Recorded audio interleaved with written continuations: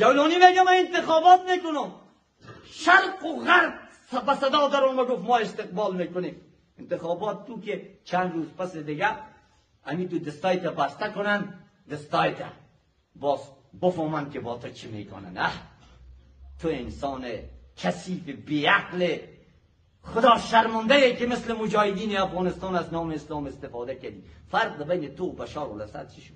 این او زن که دانشگاه خوند، او گپ زدن یاد میکنه، او نوشتن یاد میکنه، او چشملور میشه. چشملور زن خو با حیا میباشه. زنه که پرسان کنی گپ زدن نمیتونه. او دختر دانشگاه توتی واره به تو میخونه. او ثواب از تو مشارکت ملی میخواد. اینه به طالب در افغانستان کسی رای میده.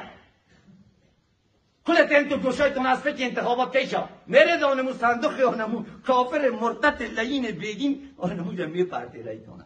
به ملاخ وله که شما رای بده.